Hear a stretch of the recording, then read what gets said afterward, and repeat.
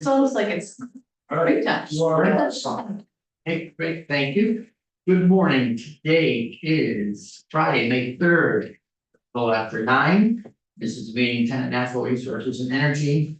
The 8687 journey continues. We're here to look at I'm aware of 3 amendments. For 687 for third reading, which will be up at 1 o'clock today. And so let me pass out, the first is.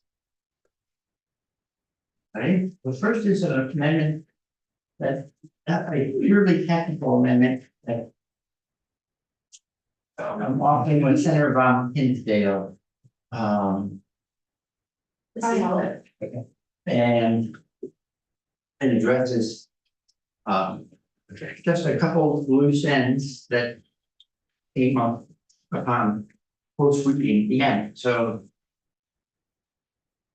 As usually happens on a giant bill with a lot of things moving, we find something equivalent to a technical amendment to make by third reading. Here we are. So, council, if you could just walk us through the key changes and why we're making them, that would be great. Ellen Tchaikovsky, Office of Legislative Counsel. I'm here on the Bray Ron Hinsdale Amendment first to 687. And let's just be honest, both of these are typos that I created. So we're fixing them quickly. So the first is an amendment in section 5, which is the list of duties and powers of the Natural Resources Board. It is unstriking, so subsection H currently. And what is being gone back to says the board may hear appeals of fee refunds, which is a current authority they have. In one of the versions, it also said hear appeals of permit. So I just strike that reference to them hearing permit appeals because you have moved away from that, and between many references, I missed this one. So we are going back to the status quo language there. The second instance of amendment is just adding line 13, which is an effective date for the property transfer tax language, and that was part of the Senate Finance amendment, and then when I did the big amendment, I dropped off that line of the effective date, so that was again me dropping it off. It was the effective date that Senate Finance had requested, so the property transfer tax effective date is August 1 of 2024.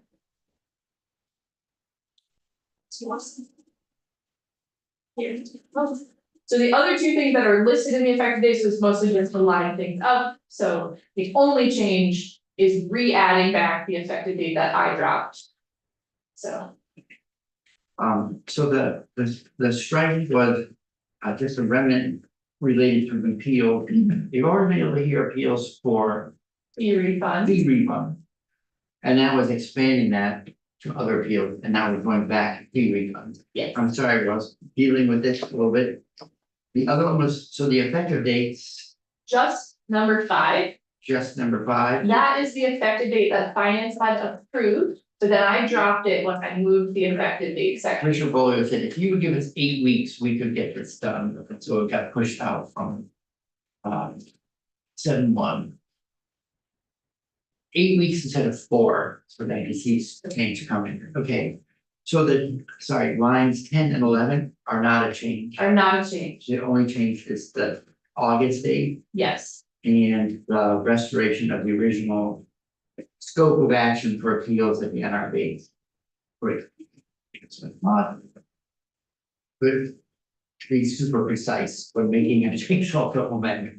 Okay, any quick questions? Thank you, Chair. Should we take a vote of our thumbs Yes, up, we will. thumbs down on this amendment? Personally, I feel very confident Sure. in Um, supporting this amendment. yeah, I'd like to vote the amendment so that when we're on the floor, I can say that's reviewed and approved. That's why I see. I would move that we, and we just have limited time, so. Yeah. Mr. Chair, I would move that we amend. Or we can approve the, Find favorable. we find favorable, what a beautiful way to put that. We find favorable the Senator Bray, Ron Hinsdale amendment to 687. Yeah, 5/2/24, 3:25 PM. Yep. Okey dokey. What happened to Senator McDowell? He was, I did look for other typos in the 186 pages, and then I got really sleepy. But so these are the only two I have found so far, and there may be others, but so far I haven't heard about any others. So that's pretty good statistically. Well, that's the first one. I was a little shocked when I was on the floor, getting ready for Q&A time. I said, wait, this doesn't look like what I was expecting. yes, So, all right, great. I'm So gonna do in reverse alphabetical order. you said McDowell coming in. Think he should be here soon. Well, we can. Let's vote and sort of leave it open. We can do it while we're still all in the room. Okay, I'm gonna go reverse still though, just in case. Yeah, and you can move really slowly, like some Chair, bloomer does, I think, down at a certain moment. Chair Bray, Yes, thank you. White, yes. Watson. Yes. Oh, he's sleeping. McCormick. Yes, on condition that the report for the committee stare angrily at him. That's right. Feel free to say, and then we will hear later from others. Thank you, everyone. The other two amendments, one is Senator Hashim's. He has, I invited him to come at 9:15. He said, I think I can do it, but no Senator Hashim yet. Wait, that's inaccurate. He came at the correct, sorry, I'm texting him right now because he said to text him. Oh, great. He came right at 9:15, sat there, waited, and then appeared to not be on the schedule and they are voting. So he asked to have us text. Sorry, I missed all that action. You were- 12 things matter. Right, and then the third, well. Council, you wanna give us we can do this in reverse order. You could explain. Did his get put in the calendar? Yes, Senator Hashim's amendment is in the calendar.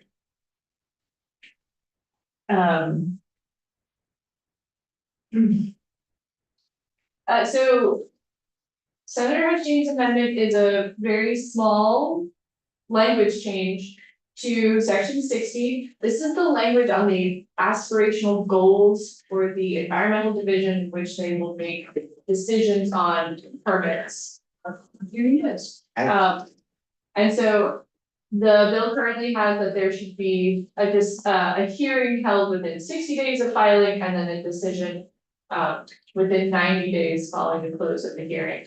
And this language strikes the first date, which is within 60 days of the filing and leaves the 90. Senator Hashim's here, so. Swap places, thank you. Your bag is. Thank you. You're welcome. It's part of this, I think, thank you for everyone's work to make yesterday happen.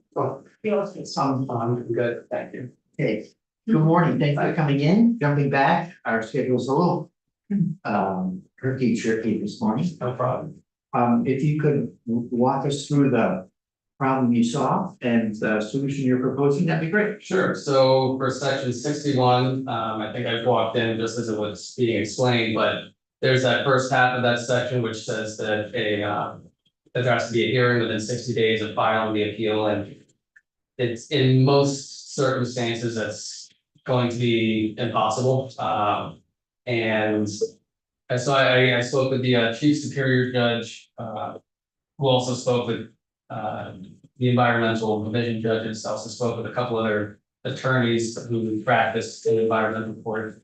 And just, I won't bore you with the details of the different timelines for what has to be filed initially, but it's extremely challenging, if not impossible, to get all of it done within 60 days. And so it's just striking that language.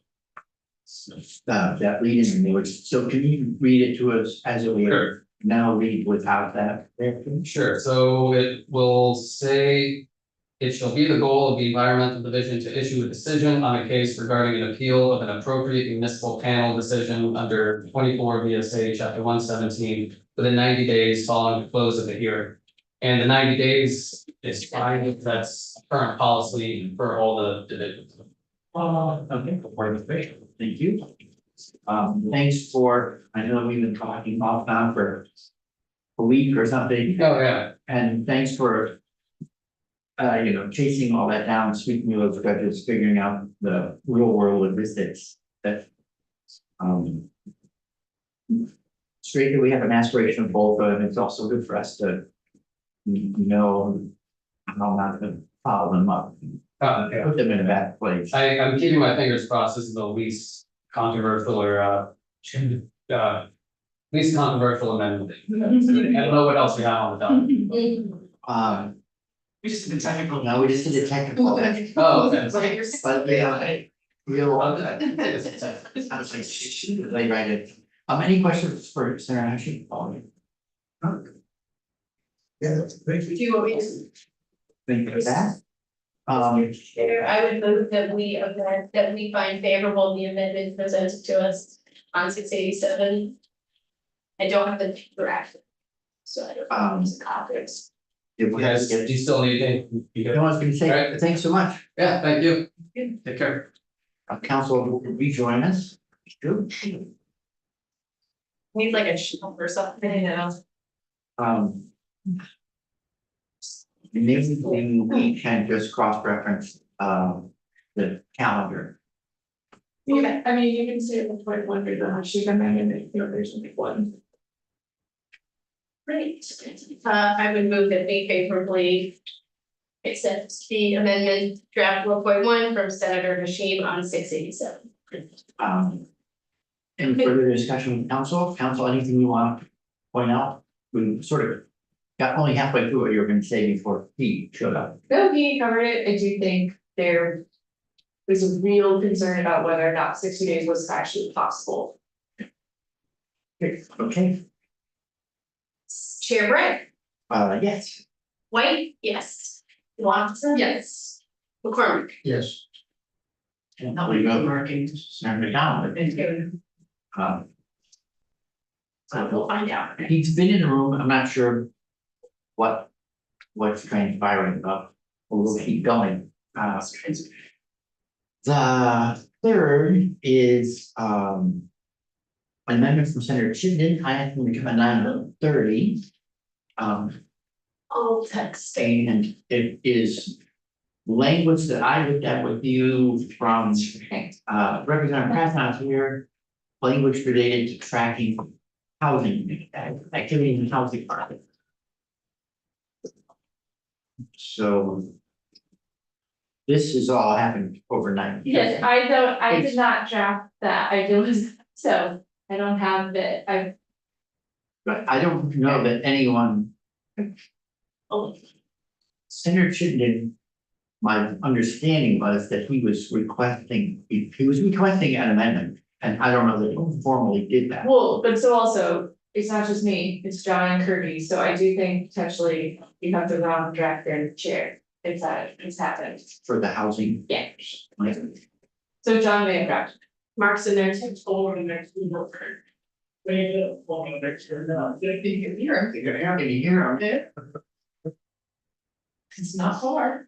Ms. Gallagher. Thank you. In Senate Economic Development this morning, I believe it was John Gray who had language that he helped draft. So it's not.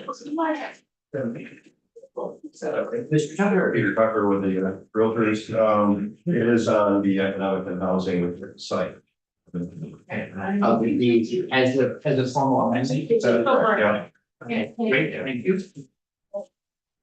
Hello. Good morning. Oh, there it is. So.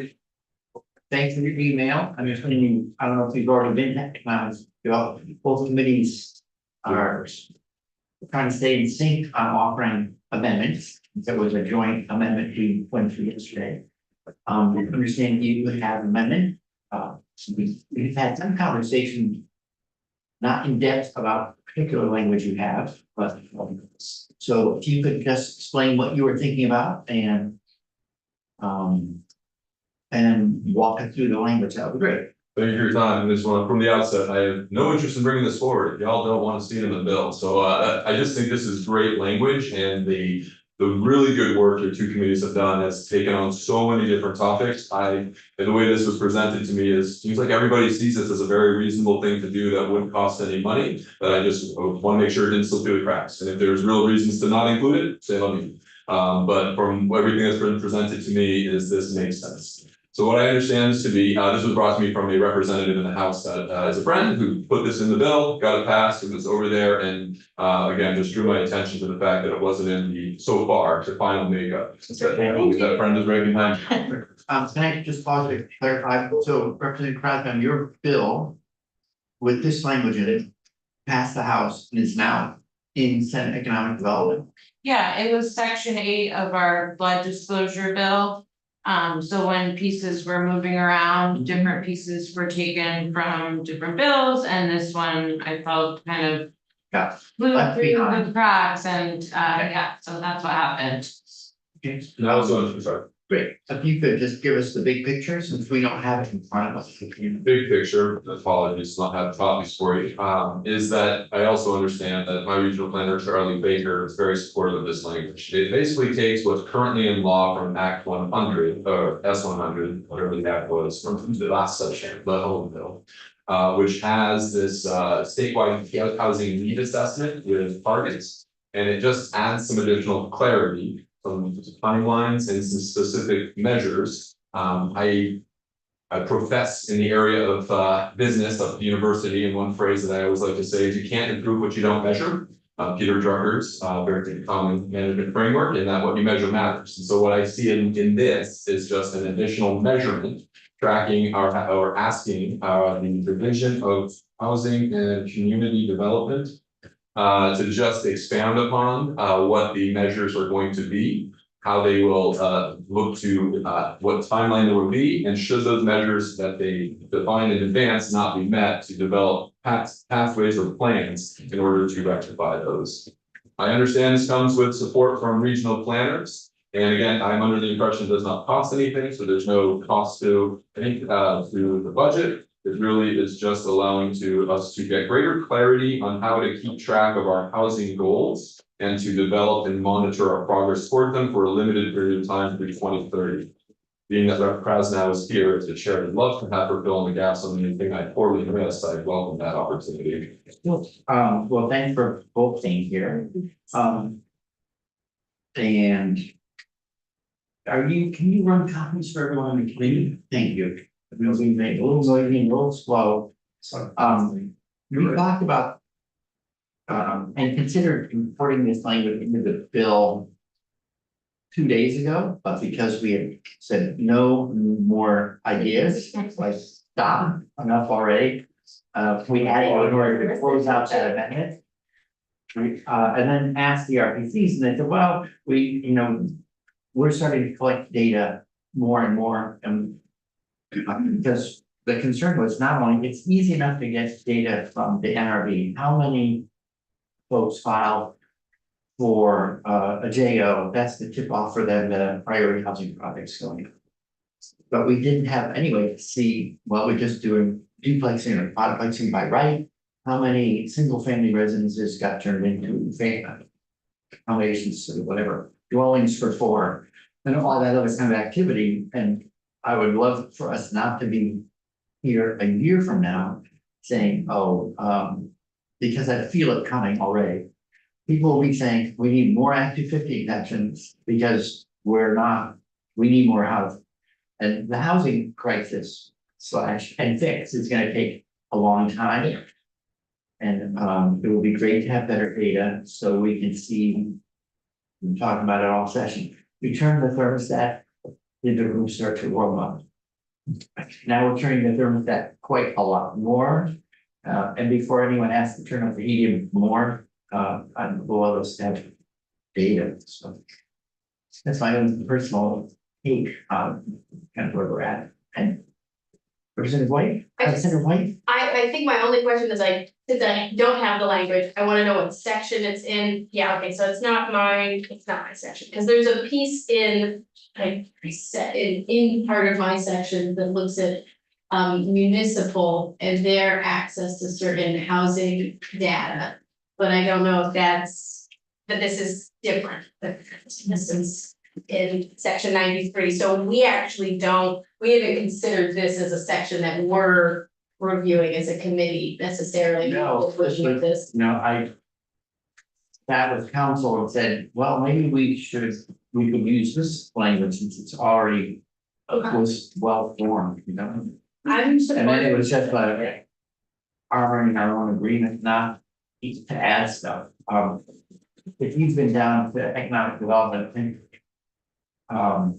So we'll need to sync up with that, so we'll make our own decision in here.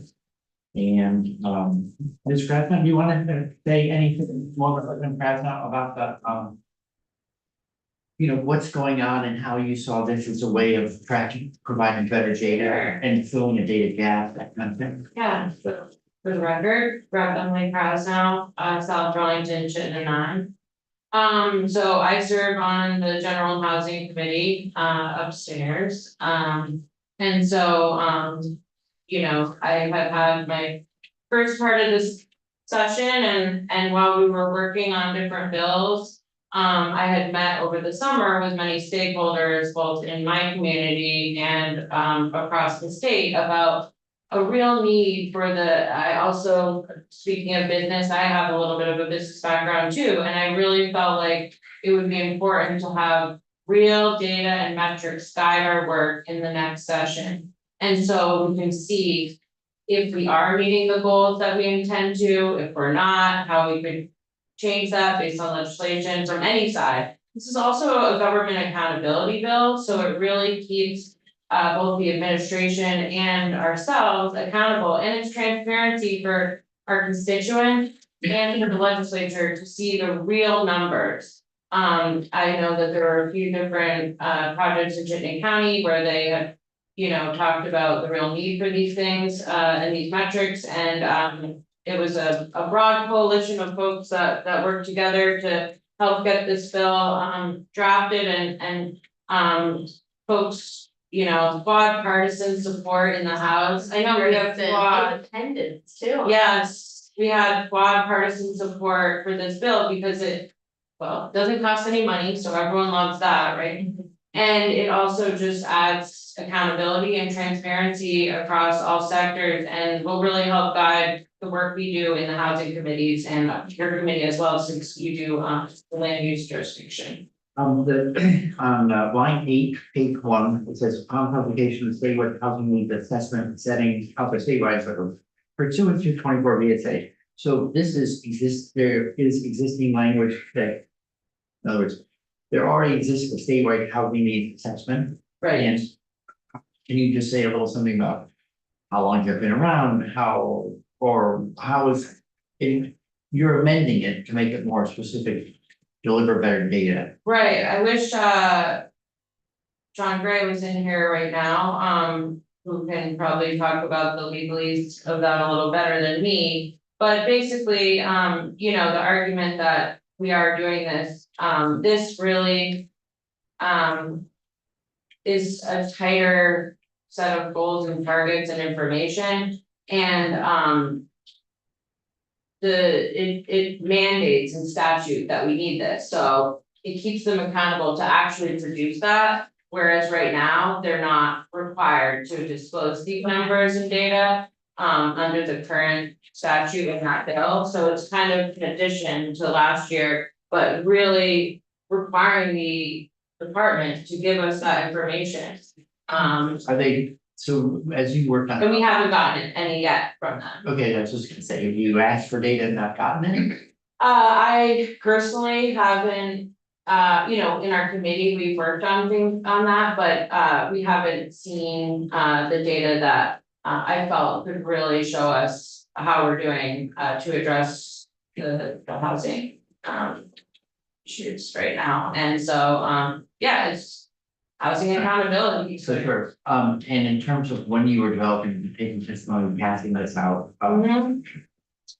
ACCD was in the room, you took testimony from them as well. Yeah, this was, as mentioned, very supported in our committee by all parties, and we heard lots of testimony from, Vermont Housing Finance Agency, who would be the ones who would be doing the work. So, we heard from our chambers of commerce, both the statewide and, Lake Champlain Chamber of support. We heard from, I really didn't have. Most folks were supportive. We heard from the agency, from the division of the administration about it, and they talked about how this would be. Contracted out to Vermont Housing Finance Agency for the work. Anyone who's an opponent of doing the data? For trouble, I just figured. Right, no, I'm We're thinking not able to back take all now, the testimony. right, I'm thinking back now to opponents now. Okay. Neutral, yeah, sure. Sure. Neutral, but most people felt like it's, as Senator Chittenden pointed out, it's not harming anything, it's just, if anything. Just really getting a real scope of the real numbers, and it will help guide our work, which I personally, as someone, I know you all have that jurisdiction as well, would like to see, so that we can work on legislation with the real picture in front of us. Yeah. Better informed. Yeah, I think we all would like to be better informed Yes. about everything. Jenna Watson. Thank you, so I'm just thinking about like what happened to the original bill, so it was in 639. Yep, And it back to the House and is currently on the wall in development. so yeah, what happened was, it was attached, it did not pass out of our committee as its own bill. We tacked it on to our flood disclosure bill, and Senator Rome, and Senator Rome Hinsdale, I believe, has similar. Different for. Correct, so they went with that, but this got left behind in our legislative bill, and I've been advocating it. Across the state in different media outlets talking about this, and folks on all sides have been like, wow, that's great, like this seems reasonable, and again, doesn't cost any money. Can't complain, so there's really no harm to it, Yeah. it's just an extra mandated task for the division. But Vermont Housing Finance Agency testified positively that that would not be a burden or a harm. But yeah, so that's what happened. It was tacked on to our flood disclosure where there was a a companion flood disclosure bill in the Senate, which was added in other ways. So this one this little bill that I cared so much about, just fell to the wayside. Makes sense? I think, great. Any further questions for Representative Krasnow or Senator Chittenden? Okay. So I'll do a motion to report. Mr. Chair, I gotta find which sheet. I just filled that, started to fill out, and here we go. Mr. Chair, I would move that we find favorably the amendment presented to us by Senator Senator Chittenden, We're all, yeah, so often. Draft, you have a county named after you too. Draft 1.1. For 687. Not in the state though. oh, Elsewhere. Never mind. That's an Irish joke. All right, any further committee discussion? All right, we call roll. McDonald. no. Oh, what? Darn. McCormick. Yes. Watson. Yes. White. Yes. Bray. Yes. Thank you all. Thank you. Thank you so much. I apologize for mine. There. Because we. I'm at the same bill in two different committees, and when you listen to the bill being discussed in one committee and the other committee, it's as if they were in two different plans. It's just, there's no understanding of the problem that's trying to be solved. And no, and anything that doesn't cost Any money is probably worth every penny. I don't know, are you talking about the same amendment we were just looking at? Because I don't think this would be in transportation. Maybe you were looking at 146, or S 146, or indirect discharge, language. Okay, so, we are a little, what? Mr. Chairman, so, Senator McDonald, while you were, in the other, oh, hello, while you were in the other room in transportation, we voted on 2 other amendments. I don't know how we want to proceed, because we did not, Well, if I were chair, I wouldn't let you vote because I wasn't here. so would you, If you want, one was the technical amendment offered by myself and Senator Ron Kinsale. Based on 2 small, very small technical edits to the bill. A date that didn't get carried forward and a strikeout that didn't get removed. And you- When you tell me I can vote because I wasn't here, it's gonna say.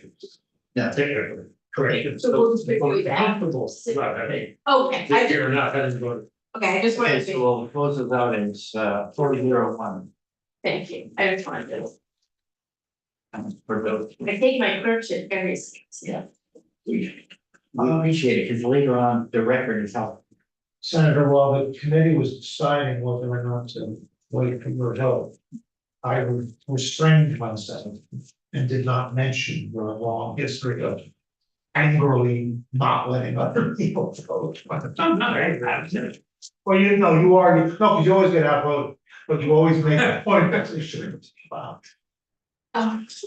Okay. No favoritism. So we got through those 2 a little early. So let's grab the extra 10 minutes we have and move on to the proposed there's a further proposal of amendment related to S 146.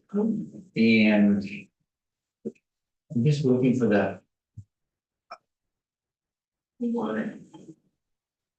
sorry, I'm already jumping ahead. Ms. Blumenauer, would you like to talk with the committee? I would be more than happy to, sir. I don't know that I'm here to talk about S 146. No, sorry. Surprise. Last minute. Ever moving to-do list. Exactly. So my understanding is I'm here to talk about Senator Harrison's amendment to conduct a study related to the impacts of the exemption of the growth, I'll just say the growth center areas in the proposed H 687 bill. I think while for the record, Michelle Blumenauer, Vermont Agency of Transportation. And sorry to interrupt, I'm just gonna try to check, so we have copies of the amendment. Does everyone have that amendment? She was in here yesterday, and gave us keep it up, and so, and then we want to hold off, please. Been here since yesterday and I'm supposed to study. There. You're welcome to use my copy. I looked it up. Actually, sorry. So Everyone was oriented to the Harrison, thank you. in the time House Energy and Environment was working on this bill, we did go in and provide testimony with regards to the functions that the Agency of Transportation has within the Act 250 process, which will be impacted by this bill. And there's 2 principal functions. One is Act 145, which was enacted almost 10 years ago by the legislature. And it's a construct which allows developers who are going to be generating traffic or generating traffic by their development, which might trigger the need for an improvement to the transportation system. Might be a need for a signal or an intersection or a turn lane, those sorts of things. And it used to be that if that developer arrived to create their development, regardless of sort of the fact that background traffic had evolved in that area and other developments may have been built that all brought traffic to that area. They were like the last one in that sort of triggered the need for the traffic light. Yeah. They would have to have the responsibility of installing that infrastructure at their own cost. Or else they were not able to get their Act 250 permit to move forward until they did so. I remember, a somewhat aggrieved National Bank of Middlebury putting the branch in off Route 116 Yes. in Heinsberg. thing. We're the last person in Last the line. project, and somehow we have to buy stoplights for everyone. They think was quite fair. Yeah. So, in an effort to create fairness, the agency, Joseph Galley, who was our former planner, worked hard, with partners to come up with this system, Act 145, which allows a developer, it takes into consideration the developer share of traffic at an intersection, the background traffic, traffic from other developments nearby. And it sets a per trip cost for infrastructure improvements that are gonna be needed at that location. And assigns the cost to the current developer and any developers going forward. That they contribute towards the cost of that infrastructure, and the developer, even though we may not be building that facility for a few years. Is allowed to get their permit and move forward with their development. So while that construct may not be as critical an issue within the areas considered for exemption under Act 250 right now. And the these are going to be growth areas, so within communities, they may be fine with more congestion if that facility isn't improved to account for the background or for the traffic that's generated by a particular development. Or they could decide to put DRB requirements on. There wouldn't be that sort of analysis that's occurring at our level for input into the Act 250 process. The other element that occurs is. And sorry, Yeah. and just a quick question on that. So can a municipality request that sort of analysis for the? Yeah.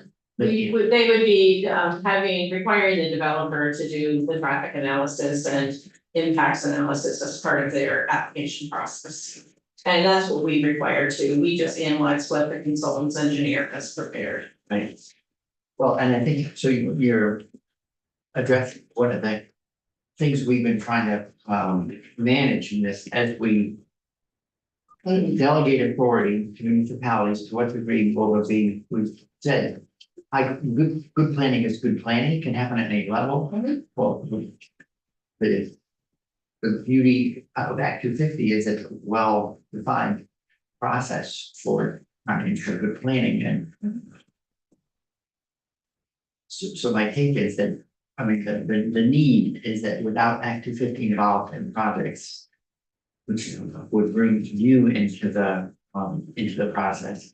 Unless a municipality asks you to be involved, or I don't even know if they can ask requests. They're all happens project by project, developer by developer, permit by permit. That would be the new construct. And I think the only reason we would come to the table under the new construct would be for the issuance of a section 1111 highway access permit. And so there might be a scenario where we require, because it's on the state highway and the development is going to create undue burdens on the traffic flow or safety issues, we would require upgrades from the developer as part of our permit that's required, even though there's no Act 250 permit involved. So that sort of covers some of it right there, but you know, if it's onto a class 1 town highway, in a project area that would not have previously been exempt from Act 250, we would weigh in. Yeah. Another way that we weigh in on these projects is by analyzing whether or not there are mechanisms which could reduce traffic, transportation demand management mechanisms. And so in order to get credit for transportation demand management and trip reduction that a project might be creating, whereby the developer is offering employees, bus passes, a shower to bike to work, bike parking, sidewalks, etc. That those types of requirements have often been generated through us. A great example is the University of Vermont Medical Center, their Renaissance project, which happened 20 years ago now. That project, in order to reduce their parking density and in order to address some of the traffic demand issues that were gonna occur in that hill area. Required that the UVM Medical Center, Champlain College, UVM all get together and form a transportation management association, which was an entity that then dealt with their employees' transportation resources and got them carpools, bus passes, et cetera. And that's probably one of the best examples of a growth-centered area where TDM was applied through the Act 250 process. I'm not saying that none of these things can't be undertaken through other mechanisms. Municipalities have the ability to apply traffic impact fees to development projects. It's more a matter of, is the community in a position to manage and analyze and make the request for these. And some communities have more advanced, sort of levels of staffing and expertise on hand. Other communities may have to retain consultants to assist with the evaluation of the developers' projects. We're not saying that it's gonna be a good thing or a bad thing, we don't know. Yeah. And because Act 145 is about 10 years old now, we had already planned to undertake an analysis of the benefits that have accrued from Act 145 and what some of the limitations have been. And so we said to Senator Harrison, we're happy to more fully dive into this through our own internal analysis and come back to you with more information. We're not suggesting that at this point, any changes be made to the current pending legislation, but this is just a matter that many people aren't aware of, that we wanted to raise awareness to. Well, it seems great. And so agency is willing to Yes. take on the work. Yeah, willing to take it on. It's not gonna require any additional money. We can do it within our existing means.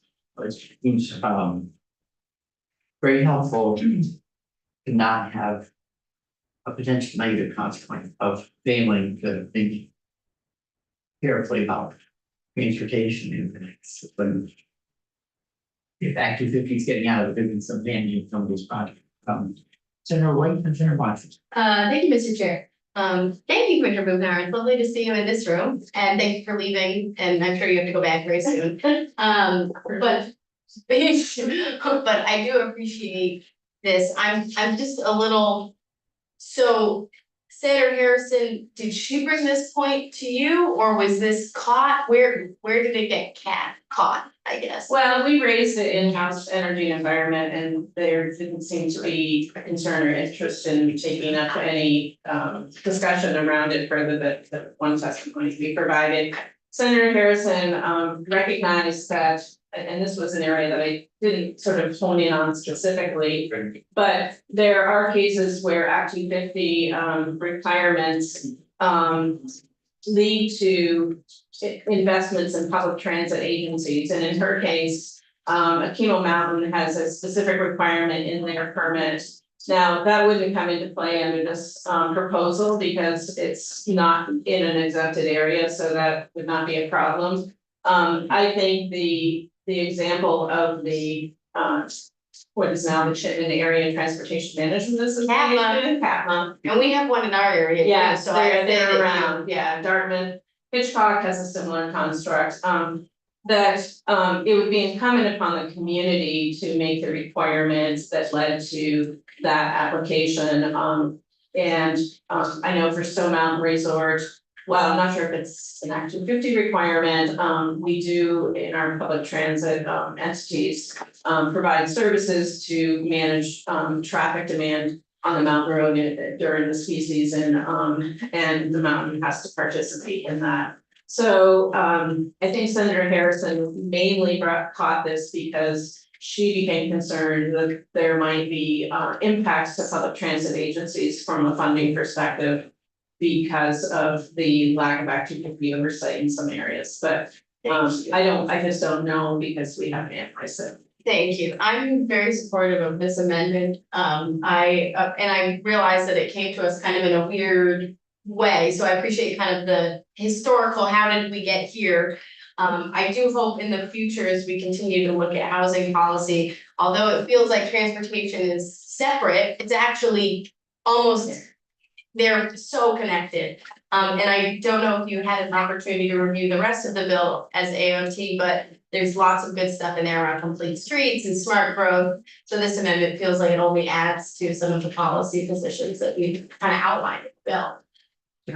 So thank you. Thank you. I'm also supportive, but I want to just clarify something that I thought I heard you say, which was that you all are not actually necessarily supporting this amendment. You're okay with the legislation as exists.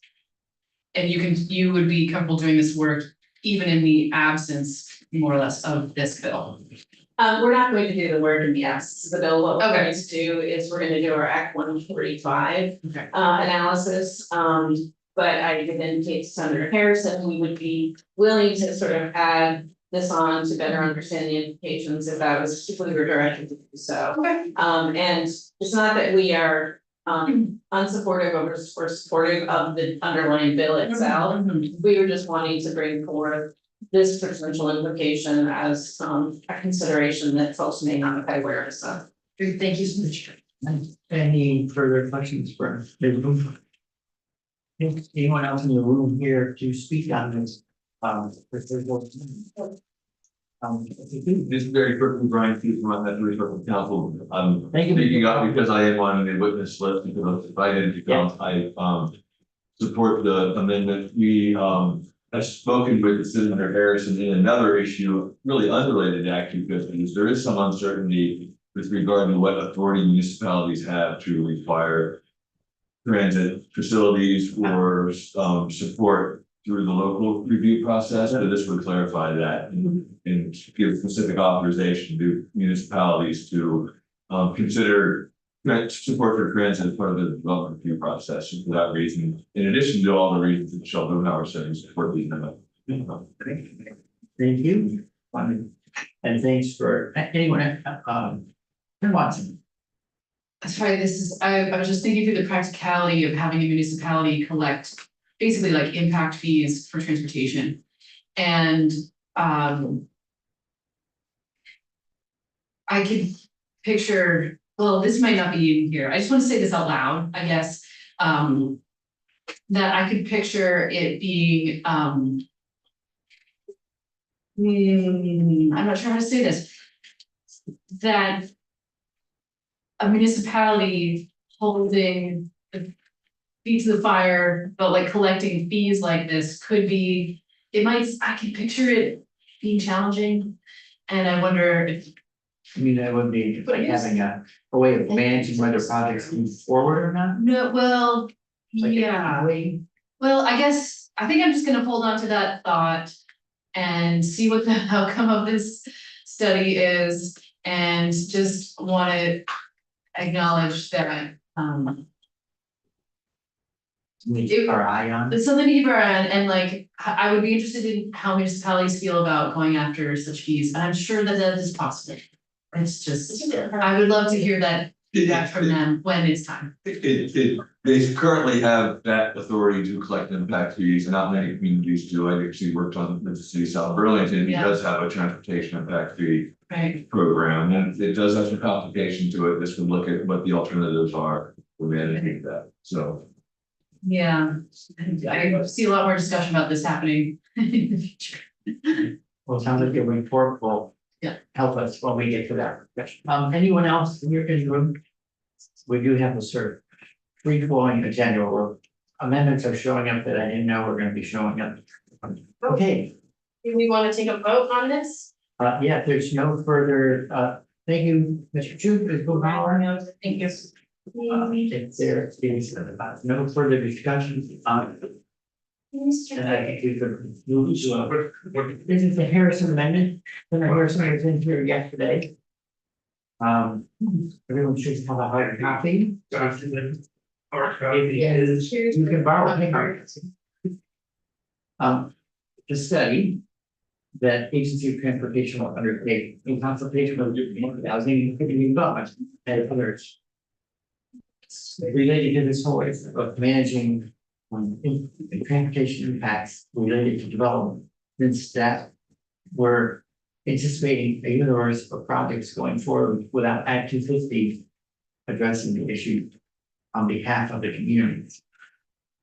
Mr. Chair, I would move that we see favorably draft 3.1 of Senator Harrison's amendment to 687. I think I finally got it right by the fourth time. I know how to say this. Any further? See, Yeah. I know, we You can. we vibrantly support this amendment. So is draft 3.1? I think so, my draft was 2-1. Oh, I have 3.1 here. Oh, a fresh So- copy. I guess I'll just say, 2.1 is what's in the calendar, the difference between 2.1 and 3.1 is is a couple of words. Okay, It is can you adding, join us at the table, thank you. Yeah, thank you, I didn't realize yours were replacement. So well, sorry. and sorry, this is an awkward thing because I don't know if she's seeking to add this change because it's already in the calendar. I guess we'll be surprised. The change is adding the Vermont Transportation Association Authority to the list of people and stakeholders. Okay. So she just added one member, the Vermont Public Transportation Association. That's the only difference, it's adding them as a member of this study, right? So Then, that is not what's in the calendar, but perhaps she will hand it out on the floor, who knows? all right, so I think let's vote them both, literally we'll be ready to respond to either. Great. Brings. Whatever she brings, they're virtually identical, but for one member, so on her 2-1. Let's have 4 more. Let's vote yes for today's version that doesn't have it, the one that's in the calendar. What I meant to say was actively support 2.1. Yeah. Okay, There's so no such thing as identical, but. It's identical or it's not. it's close, but no cigar. McDonald's, Yes. McCormick, Watson, White, yes. I'm gonna vote identically, but for yeah. And I would move that we find favorably draft 3.1 of the Harrison And amendment. we'll see what she brings, but McDonald's, You're batting twice. yes. Yes. because there's 2 versions. It's. McCormick, Yes, but for. Yes. Watson. Yes. White, yes. Chairman. No, but for my real answer, which is yes. Guys, So we did put it yes. doing best 2 out of 3. Yeah, Who knows, we're just trying to be ready. making my money as clerk today. Yeah. This discussion is very unique. Okay. Thank you, so I think that's the last, we have the Harrison Amendment, the Hashim Amendment, we have the 146. yeah, what was, sorry, the technical amendment. Mr. Durant has told me that in this, I don't know if this was presented in the other committee, but there is a Clarkson by. There's another amendment. Oh, yes, I have heard of that. I can't tell you anything about it. Okay, well, and Oh, they it's have a not surprise? shown up to But present no, it's not a surprise. I know what it is. I just, it's evictions. temporary eviction moratorium for no cause. Temporary eviction moratorium for no cause evictions in authorized municipalities. So, they're not here, and I'd say, not gonna be taking a position on things that are people who don't bring it to us. With that, it's a little after 10, let's go to the next topic, which is, and Mr. Franz has copies for us of the House bill to which was referred to us yesterday. 887.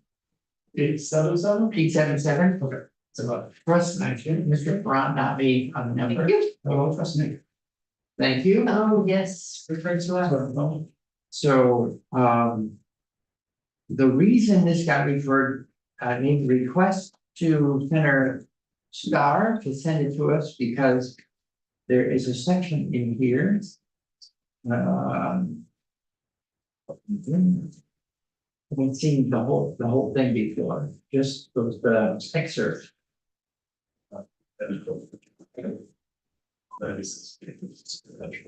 I mean, there's in here. No, this is as passed by that house. We need the amended. Yeah. Oh. We will need, I'm sorry, I made. A request for that full bill. Of Mr. Farage. We don't have in front of us the Senate Ag Committee is proposing to amend this. So we would need their proposal of amendment. And I don't know if anyone has come to the room with that language separated out, so that while we can copy. I can. That would be great. But while we're getting a hard copy to look at, last year we worked, a long time actually on S-146. Which addressed indirect discharge permits, for septic. And it was coupled with a discussion of a new rule coming out of Agency of Natural Resources. And the rule, the concept was, we were gonna move the bill forward in concert with that rule coming to LCAR. We sent that bill over, went on the wall last year and been on the wall for a year in House Energy and Environment. And Environment Energy, and then interested parties pulled, I don't know if it's an excerpt from the bill or language that addresses the same topic. And said, how about put that in the House, in the miscellaneous agricultural subjects bill, which in Senator Starr's committee has proposed doing just that. And I said to Senator Starr, I said, we had a whole bill on this and it was complicated. So I'm concerned about the idea of sort of a rifle shot fix without knowing the full implications of what's going on. That rule as well has not been brought to, I don't know if it's going, if even ICAR, Ms. Smith is here. So we haven't seen the rule come out, and 146 has hung on the wall for years. And now there's a proposed fix, quote unquote fix that addresses two paragraphs.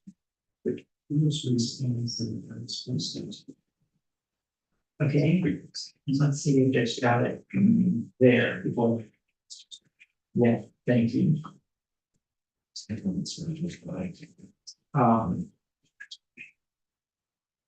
Ms. Smith, do you want to join us at the table and sure, talk to us a little bit? Here we go.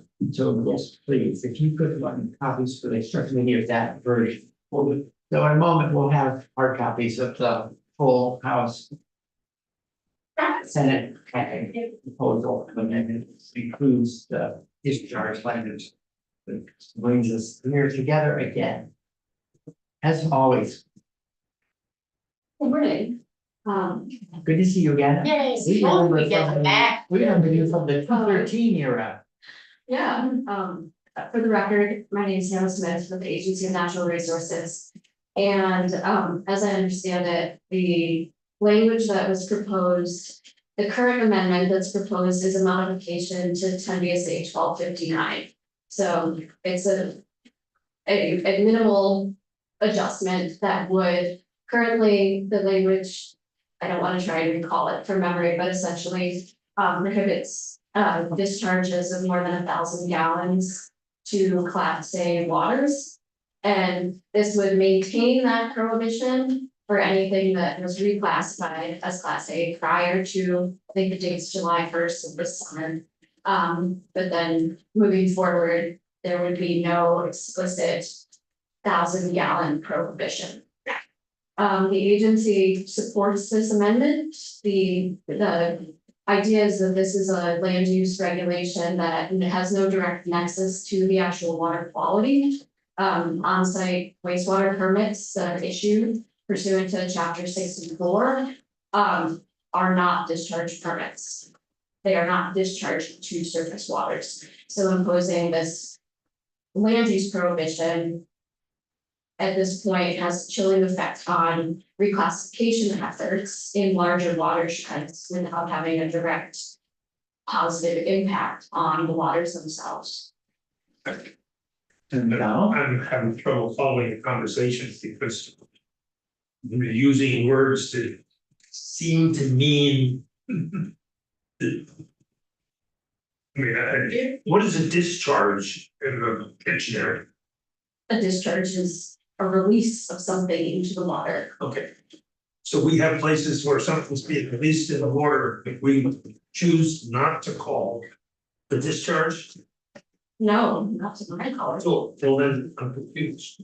And you use correctly, I'm sure, numbers of statutes or sections of law, which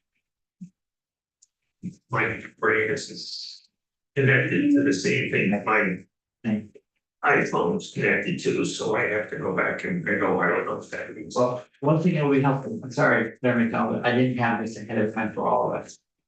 Page 4 of the handout that Mr. Francis put in front of you. If you go to line 17, you'll see the section, indirect discharging classified water section for this the proposal of the mentioned later. And that would be helpful. So maybe you could back up a step and tell us what, I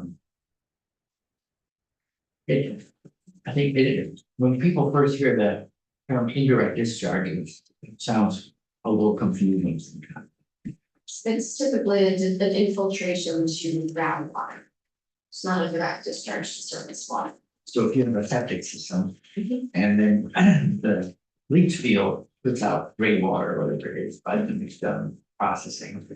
And that infiltrates the ground, and so that's an indirect discharge. If it comes to surface, then it becomes a direct discharge. Well, I guess that there are regulatory limitations to that. I mean, in terms of what we look at discharges from discrete conveyances under the Clean Water Act. Okay, But the regulations that apply to these on-site wastewater systems are intended to prevent any discharge to surface waters. and so the language here is no person shall cause a discharge into classified waters. And classified by July of this year. Except for on-site disposal of sewage. From systems with a capacity of 1,000 gallons per day or less. So do we currently allow for discharge of waste into waters from systems with a capacity of 1,000 gallons per day or less? The statutory language allows for it. At this point, systems that are permitted under our contemporary rules don't discharge waste. There were before there were the comprehensive on-site wastewater rules. People did have on-site wastewater systems that may result in discharges. And then.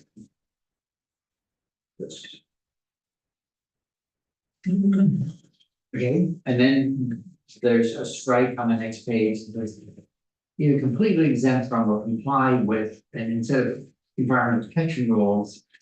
We switch over to permitting requirements of chapter 64. That is just intended to be more specific. Okay.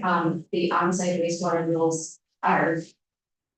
The authority for those rules appears under chapter 64.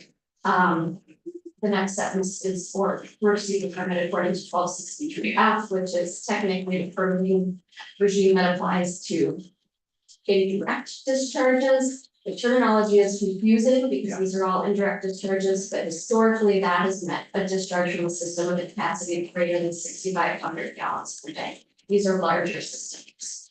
I remember making an infographic for the floor Yeah. last year because it was a little confusing with seeing what the new system, the new regime would be and the old one was and how we were transitioning over. Okay, anything more that you want to share with us, or any committee questions about? You're here, my understanding is that administration supports the amendment, is that correct? That's correct. Okay, and Any questions for? I do not understand.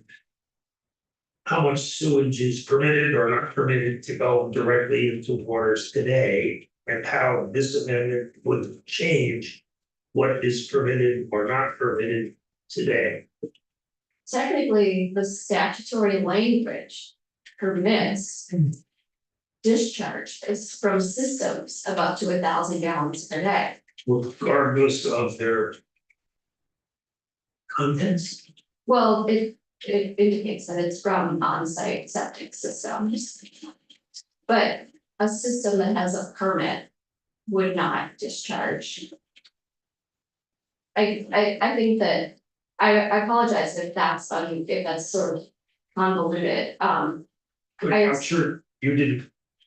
We're not being convoluted. I didn't write the statutory language, but it was intended as, it's a land use regulation. It prevents people from installing systems with a capacity of greater than 1,000 gallons per day in the watersheds of these Class A waters. The thought being that provides greater protection. The agency's position is that the permitting requirements associated with those systems do not allow discharges to surface waters. So using that land use regulation as a stand-in for other types of water quality protections is no longer necessary.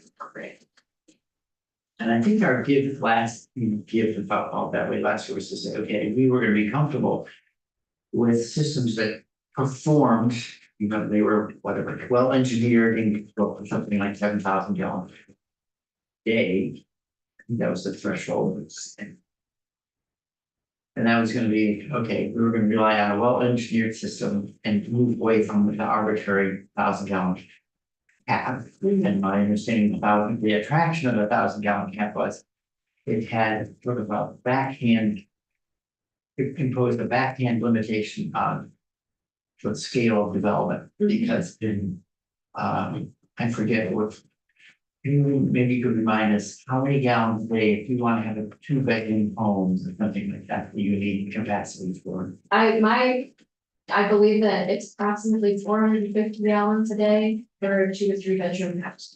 So an individual residence has a system much smaller than 1,000 gallons per day. But a community system, for example, for a school or for a hospital, would be larger than 1,000 gallons per day. Is there no option outside of this for people to get a permit for a, quote unquote community system? Well, the statute has been interpreted to prohibit any system greater with a capacity greater than 1,000 gallons per day. It does not, there are no exemptions or exceptions currently for systems that meet certain characteristics or serve certain types of buildings.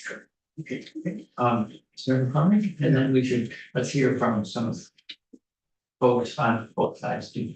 I'm a veteran member of this committee and embarrassed. I'm embarrassed that I don't know the answer to this question. We presently allow discharge of 999 gallons of plastic. Yeah, for sure, I'll just. So currently it says sewage. Well, there's tertiary treated sewage, there's raw sewage. What do we allow? It's on-site disposal of sewage, so presumably that refers to an on-site septic system. And those have varying levels of treatment required depending on when they were installed. And so we discharge into the ground. So that's Directly into on-site systems. If discharge if they're working. they're working, right, to the ground, there have been, prior to more explicit regulation, I think some of them were built in a way Straight. that potentially discharge directly to surface waters, And other ones do that sometimes when something goes wrong. There is the potential, I assume, I guess, but a well-designed system that's functioning properly should not discharge to surface waters. Are there circumstances where we do allow a discharge into surface waters? From an on-site septic system? Yeah, No, So now, just give me a before and after. And again, I apologize that I need this answer, but you live in this, well, I'm not saying. You live in your work is in that A work. world of septic. You work the work, so you know the language, you know the way. Give me a before and after. Before the amendment? Yes, Okay, so currently. All waters above 2,500 feet are we're classified in statute as class A. And then there are streams in Ripon that were reclassified 2 years ago. And I think there's a lake in a state park, which, I mean, there might be one other water that's class A.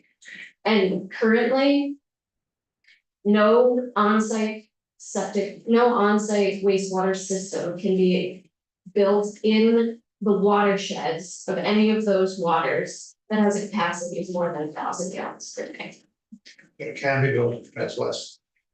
Yes, we can install a new on-site system with a smaller capacity. Which can legally discharge No, not, above the ground or it only, infiltrates groundwater. only in. Yeah, no, a new system installed today would not be designed not to discharge. It would be in violation of the agency's rules, it could cause discharge. And it is filtered, just discharges. Right. It is filtered to class A by the time it surfaces. This is a technical question that I'm afraid. They're not intended to discharge the waters at all. If you have specific questions about how that infiltration system works, I'm afraid I'm probably not the person to be able to explain exactly how. I'm just trying to say, where I live on a steep hill, Yeah, we got water coming off the hill. yeah. And water coming into the ground. When it rains, a lot of water, but it all eventually ends up in Palm Island Center. Right, Well, again, I think that there's obviously a hydrological connection between ground and surface water, but from Yeah. a technical standpoint. I don't know exactly how these systems are designed to prevent discharges, but they are. make it somewhat less ambitious, but it all ends up in the White River. And The water coming off of my hill, all ends up in the White River. surface water runoff, I'm thinking even groundwater. I don't know, but not necessarily, groundwater often just maintains. Again, I think this is, Okay. I'm getting above my, in front of my. I guess I'm having the same trouble with Senator Collins, trying to picture what it is we're doing. Yeah, so I think, if we don't, maybe. Ms. Smith, it's great you're helping us with the law and the rule and, the title. And, I think probably help us better understand it. Let's hear from other voices and then we'll have a more informed sense of the back and forth on the issue. So we have, thank you very much. Are you able to stay with us? Yes. We're done? Okay, we will be done at like 5:11, you'll get Florida office. Thank you.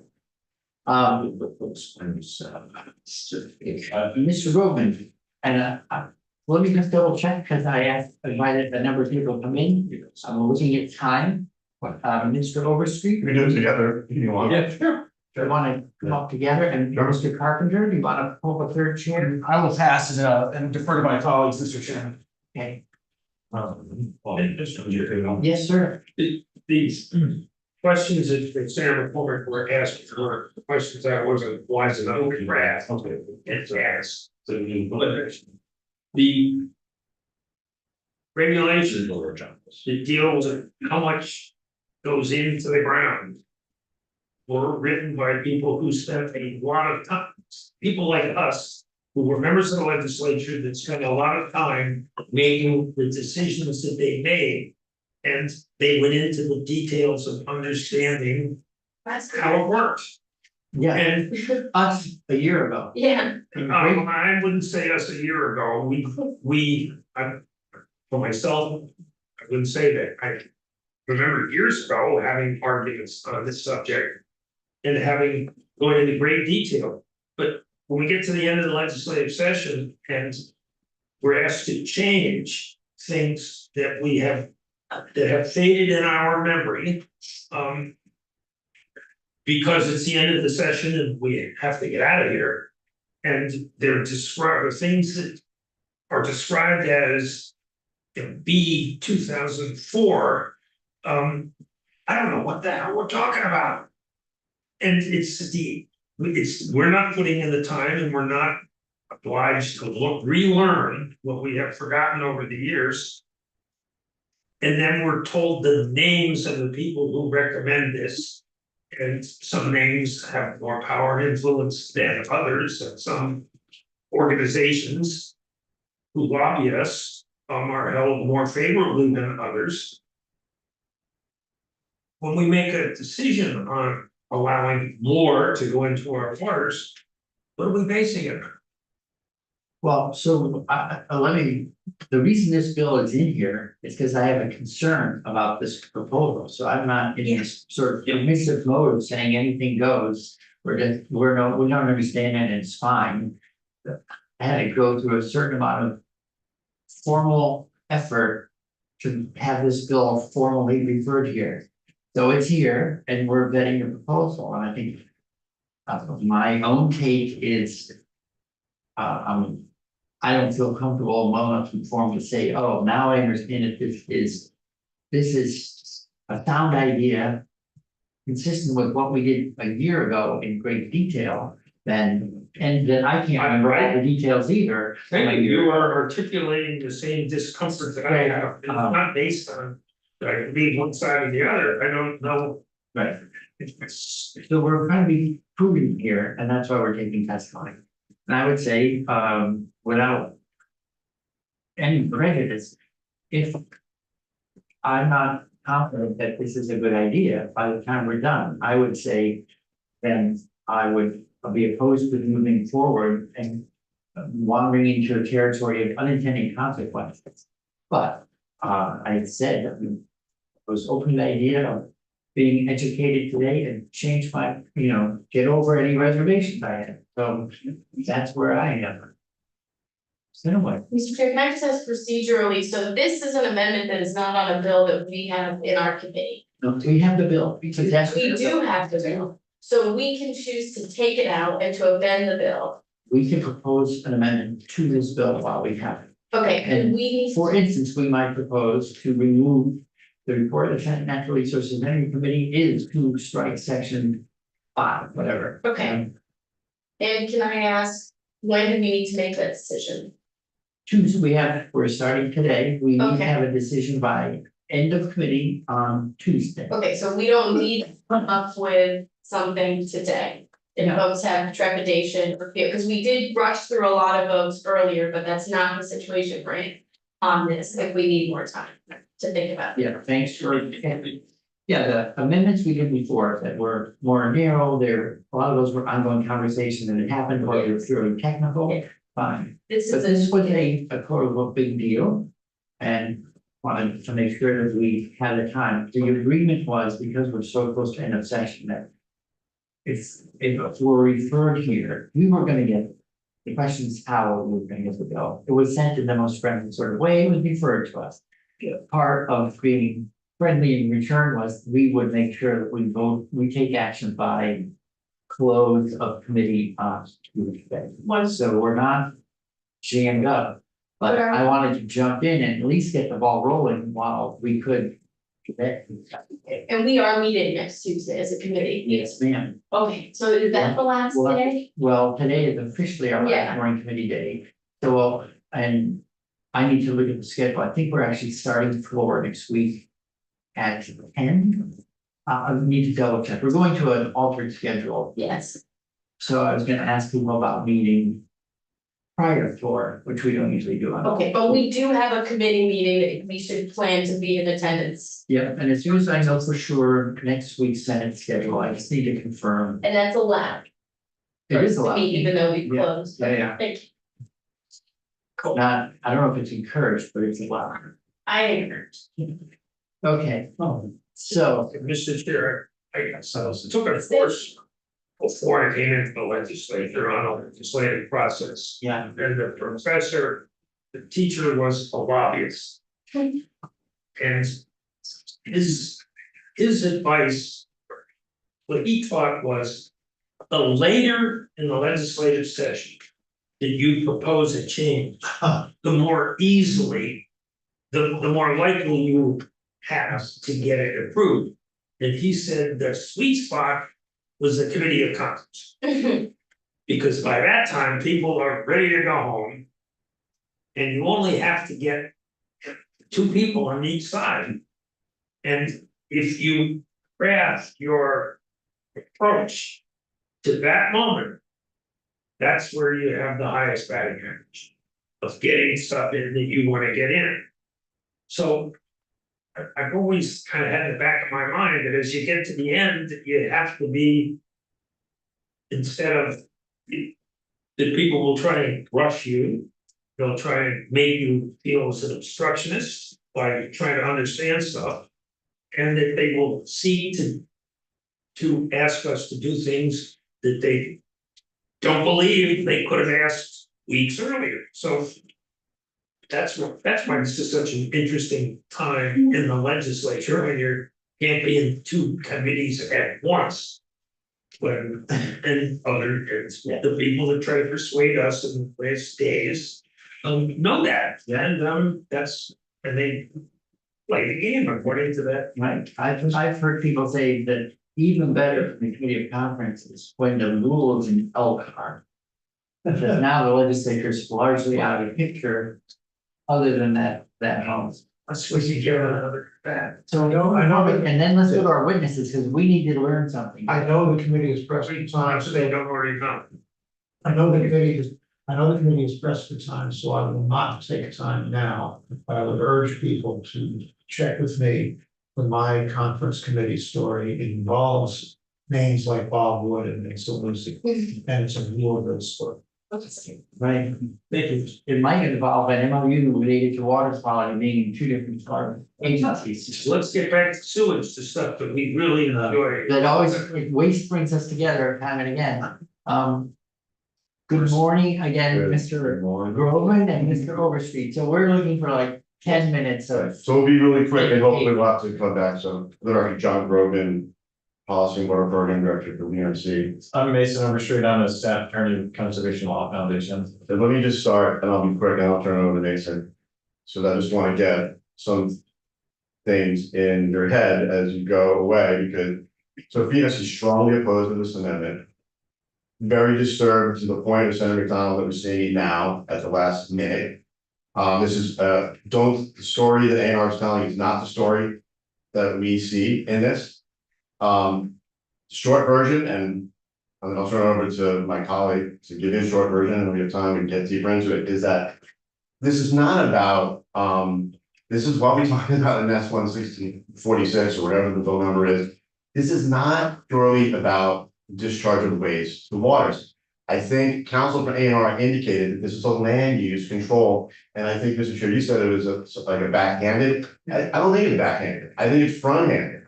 I think it was the way that the legislature said, this gets back to Class A waters, high quality waters, Tier 3 critical resources, right?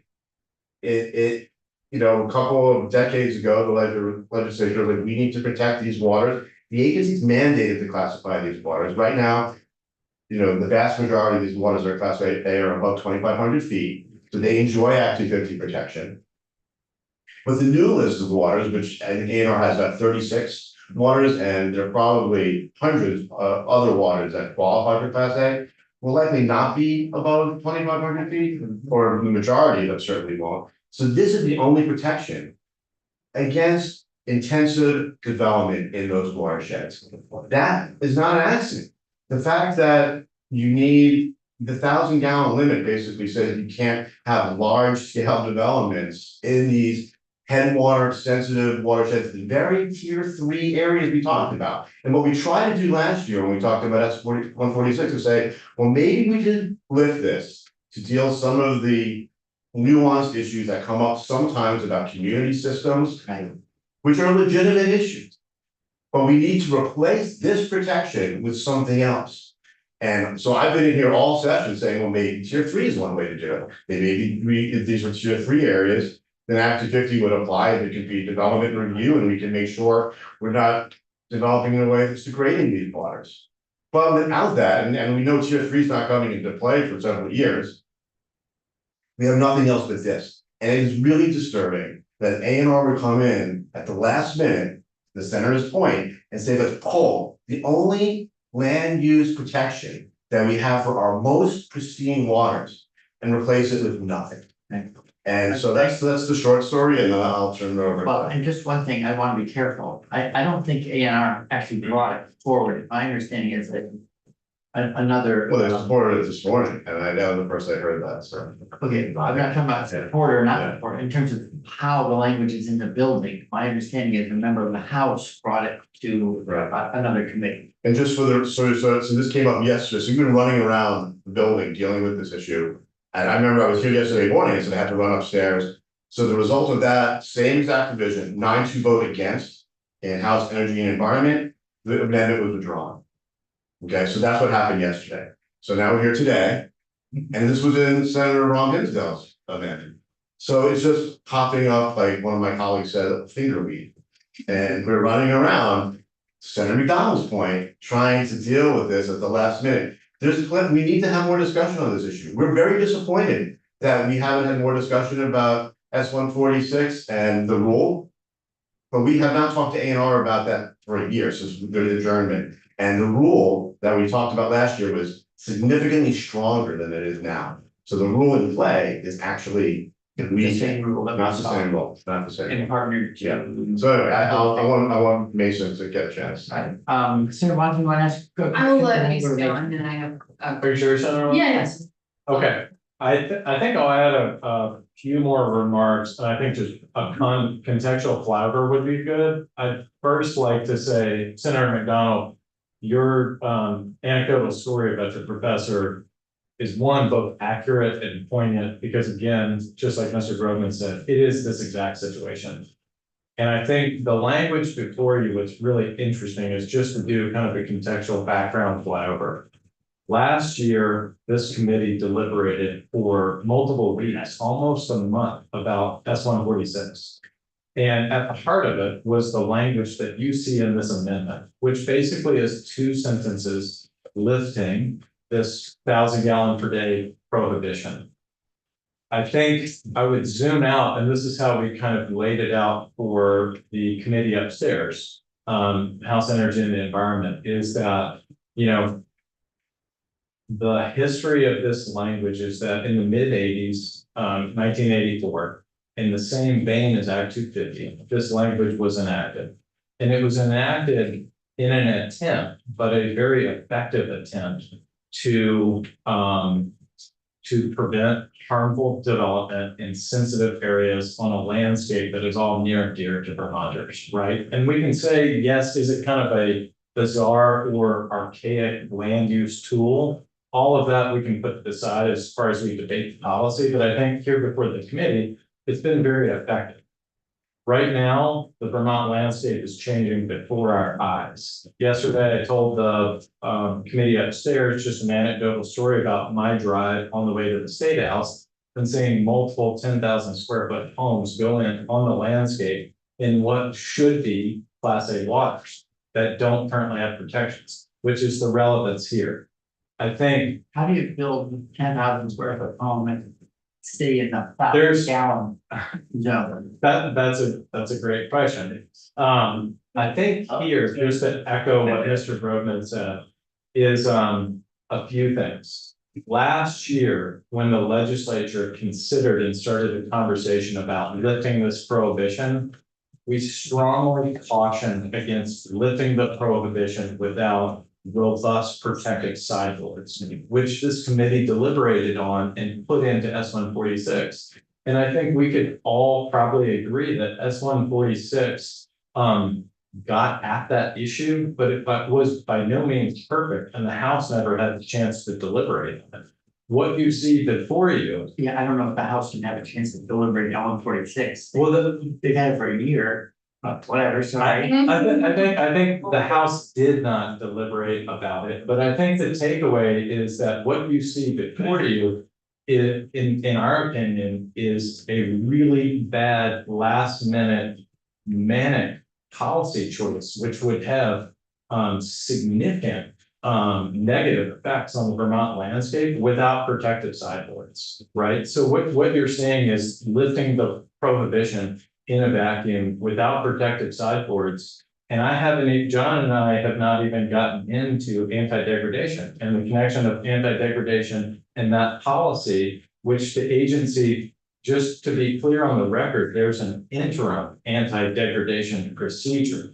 There's not a robust anti-degradation rule, which does go in tandem with this, especially when we consider protections for high quality waters. But I think that why that's relevant is last year, when this committee was deliberating on S-146, there was what we considered and worked on for almost 2 years was what was a very strong anti-degradation rule that was pending and seen as a companion to this legislation. That's not the case anymore. And actually the current pending anti-degradation rule was amended from the rule last year. And we take strong issue with some of the amendments that were changed to that rule. So the facts have changed, and I think we would urge this committee and the body to see it holistically and see the connection between the naked language and the prohibition, lifting the prohibition that you see kind of in a vacuum,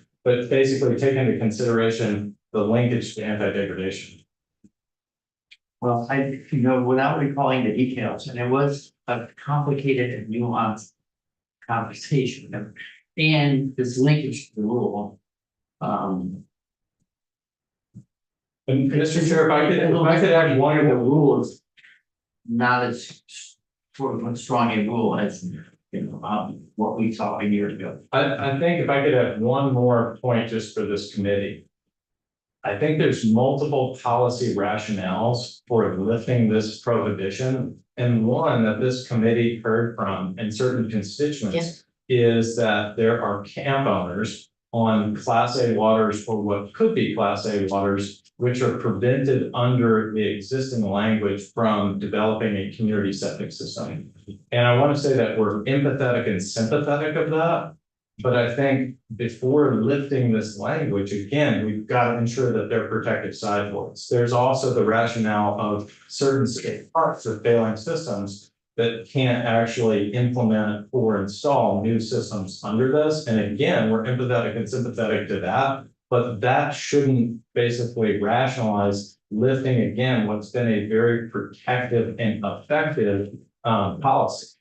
If I could just add to that, so one of the problems that we identified with 146 after it left is, we're looking at lakes and ponds and headwater streams the same way. And so the conundrum that Mason outlined doesn't exist for headwater streams, but if you lift this, you lift it for everything. And Councilman Brady made a good point yesterday when he went through this to say that he wasn't sure that you couldn't replace a system that was failing.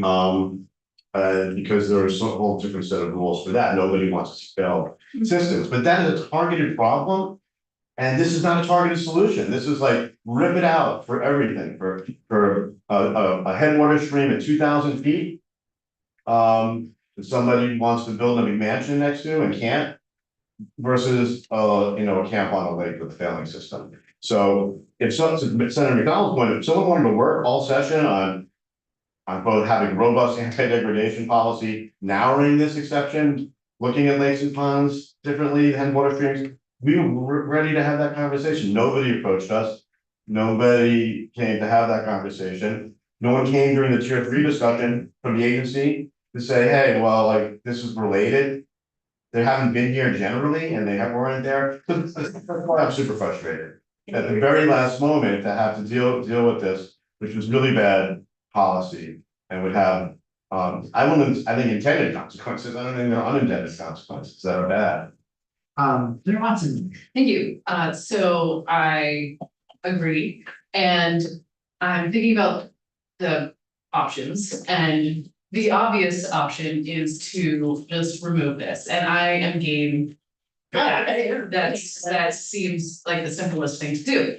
I feel like this is I'm gonna ask this question out loud.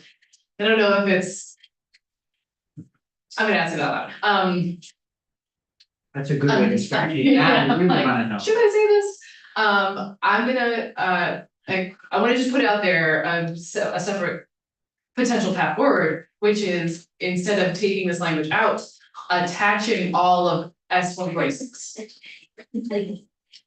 I'm happy, so Senator Watson, Put me in that. I respect the idea.